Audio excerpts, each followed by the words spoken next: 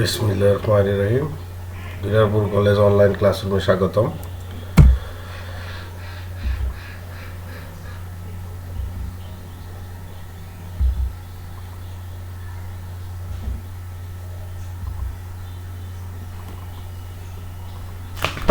আজকে তোমাদেরকে আমি ফিনান্স ব্যাংকিং ও বীমা দ্বিতীয় পত্র ব্যাংক সম্পর্কে কিছু ধারণা দেব। Lecture number 2। গত ক্লাসে আমরা শিখেছি ব্যাংক কি, ব্যাংক কাকে বলে। আজকে আমরা একটা চিত্র দিকে লক্ষ্য করি। এখানে দেখো একটা বক্স লেখা আছে, চার্ট। সেখানে লেখা আছে কিভাবে ব্যাংক কাজটা করে বা ব্যাংকটা কি।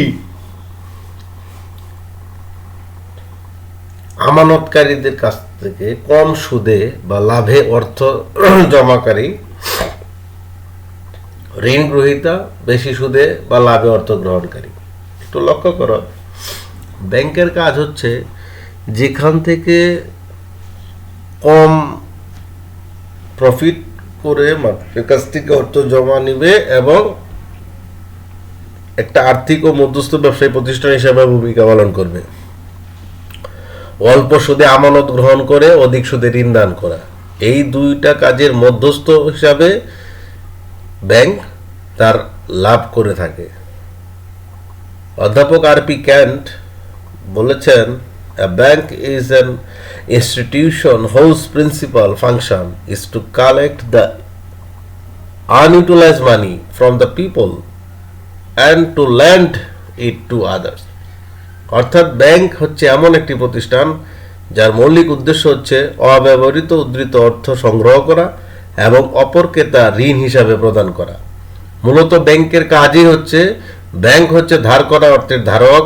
ব্যাংক পরের ধনের উদ্ধারি করে, ব্যাংক মানুষের কাছ থেকে কম সুদে বা লাভে অর্থ জমা নেয় এবং অধিক সুদে ঋণ দান করে। এই দুইটার মাঝখান দিয়ে যে গ্যাপটা, সে আর্থিক বা মধ্যস্থ প্রতিষ্ঠান হিসেবে কাজ করে মুনাফা লাভ করে থাকে।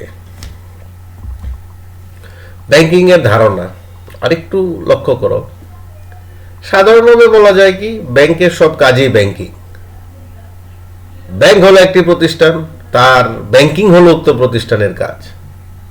অর্থাৎ ব্যাংক যেসব কাজ করে থাকেন তাই ব্যাংকিং। আমানত সংগ্রহ করা, ঋণ দান করা, ঋণ আমানত সৃষ্টি করা, বিল ও বন্ড ভাঙানো, বৈদেশিক বাণিজ্যে সাহায্য করা, বিনিময়ের মাধ্যম সৃষ্টি করা, অর্থ স্থানান্তর করা ব্যাংকিং কাজের উদাহরণ। মুনাফা অর্জন ব্যাংকের মূল উদ্দেশ্য, আর ব্যাংকের এই মুনাফা অর্জন প্রক্রিয়াকেই ব্যাংকিং বলা হয়। কি বলছে? মুনাফা অর্জন হচ্ছে ব্যাংকের মূল উদ্দেশ্য, আর ব্যাংকের এই মুনাফা অর্জন প্রক্রিয়াকেই ব্যাংকিং বলা হয়। অর্থনৈতিক ও ব্যবসায়িক কাজকে সহায়তা করার জন্য ব্যাংক বিভিন্নমুখী কাজ করে। সুতরাং দুটি দৃষ্টিকোণ থেকে ব্যাংকিংকে সংজ্ঞায়িত করা যায়। ব্যাংকের দৃষ্টিকোণ থেকে ব্যাংক যা করে তাই ব্যাংকিং, আর গ্রাহকের দৃষ্টিকোণ থেকে ব্যাংকিং বলতে গ্রাহক ও ব্যাংকের মধ্যে সম্পাদিত যাবতীয় কাজকে বোঝায়। তাহলে ব্যাংকের দৃষ্টিকোণ থেকে কি বোঝায়? ব্যাংক যা করে তাই ব্যাংকিং। আর গ্রাহকের দৃষ্টিকোণ থেকে ব্যাংকিং বলতে গ্রাহক ও ব্যাংকের মধ্যে সম্পাদিত যাবতীয় কাজকেই বোঝায়। সুতরাং জনগণের কাছে সঞ্চিত অর্থ বিভিন্ন মেয়াদে স্থায়ী ও সঞ্চয় ও চলতি আমানত হিসাবে সংগ্রহ করা, সুদের বিনিময়ে বিভিন্ন মেয়াদে ঋণ দান করা, নোট ইস্যুকরণ, ঋণ আমানত সৃষ্টি করা, চেক ইস্যু করা, বিনিময় বিল বাট্টাকরণ, মুদ্রা সরবরাহ নিয়ন্ত্রণ, মুদ্রাস্ফীতি ও মুদ্রা সংকোচন নিয়ন্ত্রণ করা, অর্থ স্থানান্তর, মূল্যবান দলিল ও সম্পদের নিরাপত্তা দান, বৈদেশিক বাণিজ্যে সহায়তা দেওয়া, যাবতীয় অর্থনৈতিক কাজে সমষ্টিগতভাবেই ব্যাংকিং বলা হয়। তাই ব্যাংক ও ব্যাংকিং কার্যত এক ও অভিন্ন সূত্রে সম্পর্কযুক্ত। পাশের রেখাচিত্রের সাহায্যে বিষয়টি তুলে ধরা হলো। ব্যাংক একটা প্রতিষ্ঠান, তার কাজ সম্পাদিত কাজ, এটাকেই ব্যাংকিং বলা হয়। আবার দেখো ব্যাংক যেসব কাজ করে, যেমন আমন সংগ্রহ করা, ঋণ দান, বিনিময়ের মাধ্যম সৃষ্টি, যেমন মূল্যবান দলিল ও সম্পত্তির নিরাপত্তা। তার মানে কি, অনেকের দলিল আদি সম্পত্তি বাসায় বা বাড়িতে নিরাপদ মনে করে না, তখন ব্যাংকে একটা রেকার সে ভাড়া নেয়, একটা বক্স, ওখানে সে একটা চার্জ প্রদান করে। তার বাড়িতে অনেক গহনাগাটি, সোনা দানা, এগুলি কোথায় রাখবে? ব্যাংকে সিকিউরিটি হিসাবে একটা রেকার ভাড়া নিয়ে রাখতে পারে। এই জন্য ব্যাংক একটা চার্জ আদায় করে। তারপরে কি করে? ব্যাংক বিনিময় বিলগুলি বাট্টাকরণ করে। আমরা আরও আস্তে আস্তে জানতে পারবো ব্যাংক সম্পর্কে একটা ধারণা চলে আসছে আমাদের। ব্যাংক যা করে তাই ব্যাংকিং। আর গ্রাহকের দৃষ্টিকোণ থেকে ব্যাংকিং বলতে গ্রাহক ও ব্যাংকের মধ্যে দিয়ে সম্পাদিত যাবতীয় কাজকেই বোঝায়। এখন ব্যাংকের উদ্দেশ্যগুলি কি কি? ব্যাংকের উদ্দেশ্যগুলি, অবজেক্টিভ অফ ব্যাংকের প্রধান ও মূল উদ্দেশ্য হচ্ছে মুনাফা অর্জন করা। আজকে মুনাফা যদি না হতো তাহলে তো এতগুলি ব্যাংক হতো না আমাদের দেশে। পর্যায়ক্রমে এক একটা ব্যাংক তৈরি হচ্ছে ফান্ডিং করে করে। এখন ব্যাংকের প্রথম মূল উদ্দেশ্য হচ্ছে মুনাফা অর্জন করা। তারপরেও এছাড়া আরো কিছু উদ্দেশ্য আছে, যেমন নোট ও মুদ্রার প্রচলন করা। একটা চাহিদা, দেশের চাহিদা অনুযায়ী নোট ও মুদ্রার প্রচলন করে ব্যাংক। ঋণ ও মুদ্রা বাজার নিয়ন্ত্রণ, দেশের বিভিন্ন ব্যাংকের মধ্যে ঋণ ও মুদ্রা বাজার নিয়ন্ত্রণ করে। দ্রব্যমূল্য স্থিতিশীল রাখা ব্যাংকের উদ্দেশ্য। মুদ্রাস্ফীতি ও মুদ্রা সংকোচনের মধ্যে ভারসাম্য রক্ষা করাই ঋণ ও মুদ্রা বাজারের নিয়ন্ত্রণের উদ্দেশ্য। তাছাড়া কি করে? সঞ্চয়ের প্রবণতা সৃষ্টি করে, জনগণের মধ্যে সঞ্চয়ের প্রবণতা বাড়িয়ে দিয়ে দেশের সঞ্চয় সমূহ একত্রিত করার মাধ্যমে মূলধন গঠন করে। এর ফলে বিনিয়োগ ও শিল্প উন্নয়ন ত্বরান্বিত হয়। মানুষ যদি সঞ্চয়ের প্রতি আগ্রহ হয় তাহলে সবাই ব্যাংকে টাকা রাখবে। আর ব্যাংকে টাকা রাখা মানে কি? ব্যাংকের ফিগারটা বেড়ে যাওয়া, ব্যাংকের আর্থিক বিনিয়োগের পরিমাণও বেড়ে যাবে, ব্যাংক আরও বেশি প্রফিট লাভ করবে এবং শিল্প খাতে বেশি পরিমাণ ইনভেস্ট করতে পারবে। বৈদেশিক বাণিজ্যের গতিশীল রক্ষা, আভ্যন্তরীণ ব্যবসা বাণিজ্যের সাথে আন্তর্জাতিক লেনদেনের সম্পর্ক স্থাপন করে ব্যাংক বৈদেশিক বাণিজ্যের গতিশীলতা রক্ষা করে। নিরাপত্তা প্রদান, একটু আগে আমরা পড়ছি, মক্কেলের আমানতের অর্থ ও অন্যান্য মূল্যবান জিনিসপত্র নিরাপত্তা দেওয়া ব্যাংকের আরেকটি উল্লেখযোগ্য উদ্দেশ্য। কর্মসংস্থানের সুযোগ সৃষ্টি, বেশি সংখ্যক ব্যাংক ও ব্যাংকের শাখা স্থাপনের মাধ্যমে কর্মসংস্থানের সুযোগও সৃষ্টি হয়। এই যে আজকে অনেক মেধাবী ছাত্রছাত্রীরা পড়াশোনা শেষ করে বা বিশ্ববিদ্যালয় থেকে বের হয়ে অনেক ব্যাংকে চাকরি করে ব্যাংকার হয়ে লাক্সারিয়াস লাইফ লিভ দিচ্ছে। এটাও তো একটা মানে গুরুত্বপূর্ণ ভূমিকা পালন করতেছে বেকারত্ব দূর করার ক্ষেত্রে। কর্মসংস্থানের মাধ্যমে তারা ভূমিকা পালন করছে, জীবনযাত্রার মান উন্নয়ন করছে। ব্যাংক জীবনযাত্রার মান উন্নয়নের ক্ষেত্রে একটা ভূমিকা পালন করে, সেবা দিয়ে থাকে। গ্রাহকের সন্তুষ্টি, ব্যাংক গ্রাহক সেবার মাধ্যমে তাদের সন্তুষ্টি রাখতে সচেষ্ট থাকে। গ্রাহক সন্তুষ্ট থাকলেই ব্যাংকের সুনাম বাড়ে, একই সাথে বাড়তে থাকে গ্রাহকের সংখ্যা। গ্রাহকের সন্তুষ্টি ব্যাংকের মুনাফার উপর ইতিবাচক প্রভাব ফেলে। দেশের অর্থনৈতিক উন্নয়নে স্বার্থে সংগৃহীত বিভিন্ন মূলধনের বিনিয়োগ করাও ব্যাংকের উদ্দেশ্য।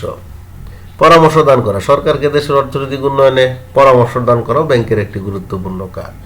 কৃষিক্ষেত্রে ঋণ দান, কৃষিক্ষেত্রে বিভিন্ন বীজ, সার, আধুনিক যন্ত্রের ব্যবহার, কীটনাশক ইত্যাদি কেনার ক্ষেত্রে ঋণ দিয়ে থাকে। এর মাধ্যমে কৃষি ব্যবস্থাপনাকে উন্নত করে সক্রিয় ভূমিকা পালন করে। এগুলি আমরা একবার করে পড়লে বুঝতে পারবো আসলে ব্যাংক কি কি কাজ করে। অর্থনৈতিক উন্নয়নে ব্যাংকের গুরুত্ব, কৃষি উন্নয়নে অবদান রাখে, শিল্প উন্নয়নে ব্যাংক অবদান রাখে, ব্যবসা বাণিজ্যের অবদান রাখে। অন্যান্য তো আছে, ব্যবসা বাণিজ্যের মধ্যে কি বৈদেশিক বাণিজ্য, আভ্যন্তরীণ বাণিজ্য। কৃষি উন্নয়নে অবদান তো আমরা একটু আগে আলোচনা করছি। দেশের বিভিন্ন ধরনের ঋণ দিয়ে থাকে, হাঁস মুরগি পালন, মৎস্য খামার, খাদ্যশস্য, উন্নত বীজ, কীটনাশক ওষুধ, অর্থকরী ঋণ, শস্যের ঋণ, ফলের বাগানের জন্য ঋণ, গুদামজাতকরণের জন্য ঋণ, গরু ছাগল প্রতিপালনের জন্য ঋণ। এই সমস্ত কার্যক্রম করে কৃষি উন্নয়নে ভূমিকা পালন করে। শিল্প উন্নয়ন, দেশে এতগুলি শিল্প কারখানা হতো না যদি ব্যাংক সাপোর্ট না দিত। বড় বড় ইন্ডাস্ট্রিগুলিকে ব্যাংক গুরুত্বপূর্ণ ভূমিকা পালন করে, তাদের অবদান অনেক থাকে। কোটি কোটি টাকা দিয়ে তাদেরকে সহায়তা করে, তারা ব্যবসাটা দাঁড় করিয়ে পর্যায়ক্রমে মুনাফা করে থাকে এবং ব্যাংক সেখান থেকে একটা অংশ নিয়ে লাভবান হয়। ব্যবসা বাণিজ্যে ব্যাংকের গুরুত্ব বা অবদান এটাও কোনো অংশে কম না। বৈদেশিক বাণিজ্যের ক্ষেত্রেও তারা অবদান রাখে, এলসি করার ক্ষেত্রে তারা ভূমিকা পালন করে এবং ইম্পোর্ট এক্সপোর্টের ক্ষেত্রে সহযোগিতা করে, অন্যান্য আভ্যন্তরীণ বাণিজ্যেও তারা অবদান রাখে। আধুনিক ব্যাংকের কার্যাবলী, এখন তো ব্যাংক মানে পকেটে চলে আসছে, এরকম মোবাইলের মাধ্যমে মোবাইল ব্যাংকিং হয়ে যাচ্ছে। ব্যাংক এখন পকেটে, এটিএম কার্ড ব্যবহার হয়ে গেছে, 24 ঘন্টা সেবা, রাতে 10টা 11টা নাই, শুক্রবার শনিবার নাই, কোনো ছুটি নাই, 24/7 আওয়ার্স সবসময় সেবা দিয়ে যাচ্ছে। ব্যাংকের আধুনিক ব্যাংকের কার্যাবলী, ব্যাংকের কার্যাবলীকে তারা দুটি ভাগে ভাগ করছে, একটা হচ্ছে সামষ্টিক আর একটা হচ্ছে বেষ্টিক। বেষ্টিক ও সামষ্টিক এই দুইটা ভাবে তারা দৃষ্টিভঙ্গি তুলে ধরছে। আধুনিক ব্যাংকের কাজ বেষ্টিক কার্যাবলীর মধ্যে মাইক্রো ফাংশন, আমানত সংগ্রহ করা, এটা তো একটা স্বাভাবিক বিষয়। আমানত না থাকলে ব্যাংক কিভাবে তহবিল গঠন করবে? ব্যাংকের প্রধান ও অন্যতম কাজই হলো জনগণের কাছ থেকে বিক্ষিপ্ত সঞ্চয়গুলিকে বিভিন্ন হিসাবে চলতি সঞ্চয় স্থায়ী মাধ্যমে আমানত হিসেবে সংগ্রহ করা। এতে জনগণ সঞ্চয় আগ্রহী হয়ে ওঠে। অন্যদিকে ব্যাংক বিনিয়োগযোগ্য তহবিল লাভ করে। ঋণ দেওয়া, ব্যাংক জনগণ থেকে আমানত হিসেবে সংগৃহীত অর্থ অলসভাবে ফেলে না রেখে জনগণের প্রয়োজনে এসব অর্থ বিভিন্ন মেয়াদে স্বল্প, মধ্য, দীর্ঘমেয়াদী ঋণ দেয়। এভাবে ব্যাংক ঋণ গ্রহণকারীর কাছ থেকে সুদ পেয়ে আমানতকারীকে সুদ দেয়। এই দুইয়ের ব্যবধানই হলো ব্যাংকের মুনাফা। একটা উদাহরণ দিলাম, তুমি যদি 1 লাখ টাকা ব্যাংকে রাখো, ব্যাংক তোমাকে বলবে আমরা আপনাকে 1 লাখ টাকার জন্য 800 টাকা বা 900 টাকার বেশি দিতে পারবো না লাভ মাসে। আবার তুমি যদি ঋণ নিতে যাও 1 লাখ টাকার এগেনস্টে কমপক্ষে 1200 টাকা বা 1100 টাকা এরকম ঋণ সুদ দেওয়া লাগবে। তাহলে খেয়াল করো, এক পক্ষ কাছ থেকে অল্প সুদে লাভ দিয়ে নিয়ে আবার অন্য পক্ষের মাঝখানে এই যে মনে করো 1100 টাকা 900 টাকা, এখানেই 200 টাকা লাভ। এইভাবে ব্যাংক তার লাভগুলি করে থাকে, ঋণ আমানত সৃষ্টি করে। জনগণ ব্যাংকে নগদ টাকা জমা দিয়ে আমানত সৃষ্টি করে। আবার ব্যাংক মক্কেলকে ঋণ মঞ্জুর করে আমানত সৃষ্টি করতে পারে। মক্কেলকে মঞ্জুরকৃত ঋণ নগদে না দিয়ে ঋণ গ্রহীতাকে সংশ্লিষ্ট ব্যাংক হিসাবে খুলতে পরামর্শ দেয়, অথবা ঋণের অর্থ ঋণ গ্রহীতার হিসাবে জমা রাখা হয়। ঋণ গ্রহীতা পরে চেকের মাধ্যমে ধীরে ধীরে প্রয়োজন অনুযায়ী অর্থ উঠিয়ে থাকে। এইভাবে ব্যাংক প্রতিটি ক্ষেত্রে ঋণের বিপরীতে আমানত সৃষ্টি করে। এই জিনিসটা পরীক্ষা আসে, ব্যাংক কিভাবে ঋণ আমানত সৃষ্টি করে। এই জিনিসটা একবার করে পড়লেই তুমি বুঝতে পারবা যে সরাসরি টাকাটা না দিয়ে তার অ্যাকাউন্টে টাকাটা জমা দেয়, ঋণ দেয়, ওইখান থেকে আস্তে আস্তে চলে গেল। ওই যে সে টাকাটা আস্তে আস্তে তুলতেছে, ওই টাকাটা তো ব্যাংকের কাছে থেকে যায়, যার কারণে ওই সময়টা ওইভাবেও ব্যাংক আমানত সৃষ্টি করে ফেলে, ঋণের মধ্যে ঋণের টাকাটাও কাজে লাগায় ফেলে। মুদ্রার প্রচার, ওসি হিসাবে কাজ, একটা যে ট্রাস্টি, ওসি হিসাবেও তো কাজ করে থাকতে হবে। ব্যাংক মক্কেলকে আর্থিক সচ্ছলতা সততা সার্টিফিকেট দেয়, এছাড়াও সম্পত্তির ওসি হিসাবে কাজ করে। মুদ্রার প্রচার, নোট প্রচারের ক্ষেত্রে কেন্দ্রীয় ব্যাংক কাজ করে থাকে। ঋণের দলিল, এগুলি বিভিন্ন প্রকার ঋণপত্র মক্কেলের কাছ থেকে অর্থ জমা দেওয়ার সুযোগ থাকে। সামষ্টিক কার্যাবলী, এটা তো প্রথম একটা কাজ হচ্ছে মানি ট্রান্সফার। ব্যাংক গ্রাহকের প্রয়োজন অনুযায়ী এক স্থান থেকে অন্য স্থানে ব্যাংক ড্রাফট, পে অর্ডার ইত্যাদির মাধ্যমে অর্থ স্থানান্তর করে। চেকের বিনিময় বিল, ড্রাফট, পে অর্ডার মতো করে এর বিনিময় ব্যাংক স্থানান্তরকারী ব্যক্তি কিছু চার্জ কেটে নেয়। এই চার্জ এইভাবেও অনেক টাকা তাদের প্রফিট চলে আসে। একটা চার্ট আছে এখানে, মালিকানা ভিত্তিক ব্যাংক, প্রথম চার্ট। সেখানে বলা আছে সরকারি ব্যাংক, বেসরকারি ব্যাংক এবং যৌথ মালিকানাধীন ব্যাংক, স্বায়ত্তশাসিত ব্যাংক, বিদেশি ব্যাংক। কাঠামো ভিত্তিকভাবে ব্যাংকে ভাগ করা হয়েছে একক ব্যাংক, শাখা ব্যাংক, চেইন ব্যাংক, মূল ব্যাংক, মিশ্র ব্যাংক। কার্যভিত্তিকভাবে যদি ভাগ করা হয় তাহলে কেন্দ্রীয় ব্যাংক, বাণিজ্যিক ব্যাংক, বিশেষায়িত ব্যাংক, অন্যান্য ব্যাংক। আর গ্রাহক ভিত্তিকভাবে যদি ভাগ করা হয় তাহলে শ্রমিক ব্যাংক, তারপরে ভোক্তা ব্যাংক, স্কুল ব্যাংক। আর তালিকা ভিত্তিকভাবে তালিকাভুক্ত, লিস্টেড, আর একটা হচ্ছে আনলিস্টেড, অতালিকাভুক্ত। আর ব্যাংক সেবা ভিত্তিক হলে খুচরা ব্যাংক, পাইকারি ব্যাংক। এইগুলি আমরা একটা জিনিস খেয়াল করবো, আমাদের দেশে যেরকম রাষ্ট্রীয় মালিকানাধীন ব্যাংক আছে, অর্থাৎ যে ব্যাংকের সবকিছু তদারকি, নিয়ন্ত্রণ, পরিচালনা সরকার করে থাকে, তাকে সরকারি ব্যাংক বলে। আবার অনেক সময় সরকার দ্বারা সকল ব্যাংকেই বাংলাদেশ ব্যাংক কর্তৃক নিয়ন্ত্রিত হয়, কিন্তু সরকার নির্দিষ্টভাবে কিছু ব্যাংকে তার আওতাধীন রেখেছে, যেমন রাষ্ট্রীয় বাণিজ্যিক ব্যাংকগুলি আছে, জনতা ব্যাংক, সোনালী ব্যাংক, তারপরে তোমার আছে অগ্রণী ব্যাংক। এগুলি হচ্ছে কি সরকার তার আওতাধীন রেখেছে। এদেরকে সরকারি ব্যাংকের আওতায় বলা হয়, জাতীয়করণের মাধ্যমে ভূমিকা পালন করে। সোনালী ব্যাংক, হ্যাঁ, জনতা ব্যাংক, অগ্রণী ব্যাংক। আর কি ক্ষেত্রে 51% শেয়ার সরকারের আর 49% শেয়ার মালিকগণ ব্যক্তিবর্গ, যেমন সেখানে যেমন রূপালী ব্যাংক, সেখানে যৌথ মালিকানাধীন ব্যাংক।